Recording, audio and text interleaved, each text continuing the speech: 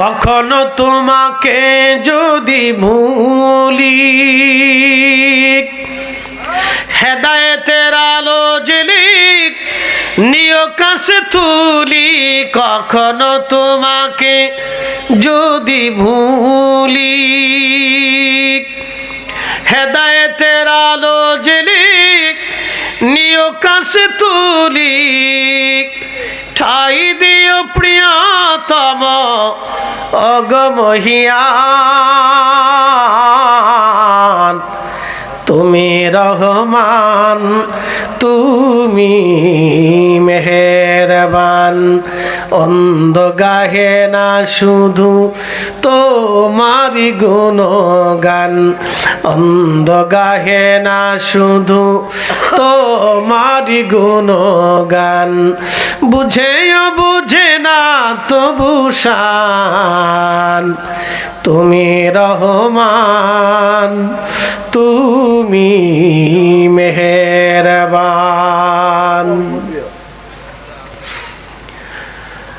লালপুরবাসী ভালো করে শুনে যাবেন, রব্বুল আলামিন বলেন আমি তোমাকে সুবিন্যস্ত করলাম, চোখের জায়গা চোখ দিলাম, চোখটাকে আল্লাহ টানা টানা বানিয়ে দিলেন।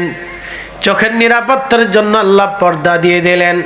পর্দার উপরে আবার আমার রব আমার আল্লাহ পশম দিয়ে দি বুরু দিয়ে আল্লাহ সৌন্দর্য বাড়িয়ে দিলেন।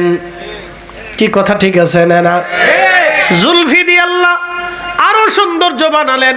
কোন মানুষের যদি ধরেন মানুষের ভুঁড়ি নাই, ভুরু নাই, চোখের পাতা নাই, মোষ নাই, দাড়ি নাই, মাথার চুল নাই, তাহলে বলেন তো এই মানুষটাকে কেমন দেখা যাবে?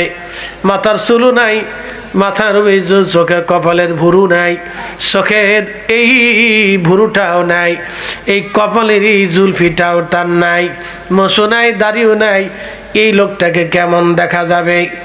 বিশ্রী দেখা যাবে। তার মানে চোখের এই জুলফিটাও আল্লাহর দেওয়া সৌন্দর্য, চোখের উপরে আল্লাহর দেওয়া সৌন্দর্য, মাথার চুলটাও আল্লাহর সৌন্দর্য, আল্লাহ দাড়ি দিয়েছে এটাও আল্লাহর দেওয়া সৌন্দর্য, আল্লাহ মোষ দিয়েছে এটাও আল্লাহর দেওয়া সৌন্দর্য, আল্লাহ নারীদের লম্বা লম্বা চুল দিয়েছে এটা নারীদের জন্য আল্লাহর দেওয়া একটা সৌন্দর্য। কথা কন না কেন?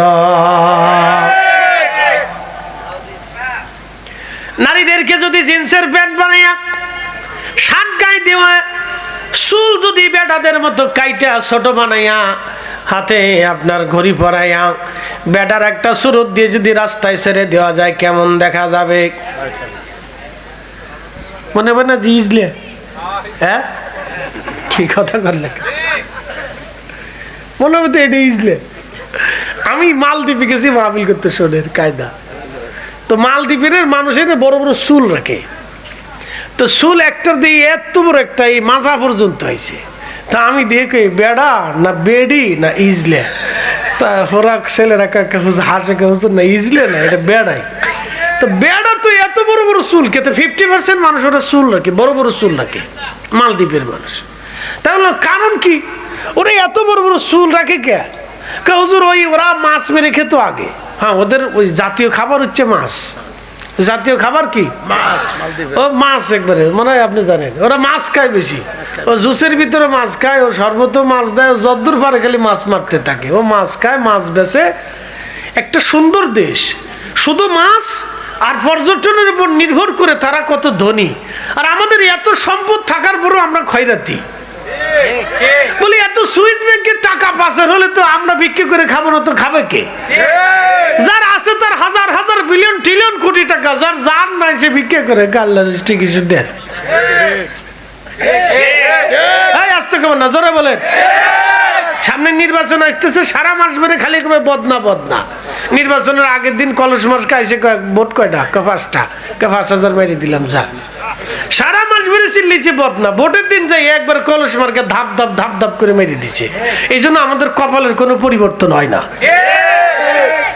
ইমাম নিয়োগ করার সময় আমরা ইমাম নিয়োগ দেই, ইমামের মাথা দেখি, চুল দেখি, পোশাক দেখি, জিহ্বা দেখি, ঠোঁট দেখি, চেহারা দেখি, কথা কে কেমনে তাও দেখি, বিয়ে করছে কিনা, বউ কয়টা, বাড়ি কোন জায়গা, বাপ মা কেমন, বংশ কেমন, বাঁচতে বাঁচতে ইমামের জান শেষ, বেতন মাত্র 5,000 টাকা, তাও আবার 6 মাস বাকি। আমি এক গ্রামে গেছি মাহফিল করতে, ইমাম সাহেবরে বললাম বেতন কত? কয় হুজুর 2,000। কয় হুজুর 6 মাস বাকি, এখনো দেয় না। আমি বললাম সারা গ্রামে আগুন ধরাই দেন।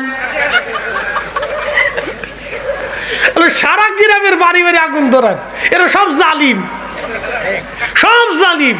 মাত্র 2,000 টাকা আপনার, তাও 6 মাস বাকি রাখছে। 6 মাস বাকি রাখছে, আমি আগুন ধরাই দেন। আমি হুকুম দিয়ে দিলাম সব আগুন ধরা, পুরাই জ্বালায় পুরাই গ্রাম সরকার।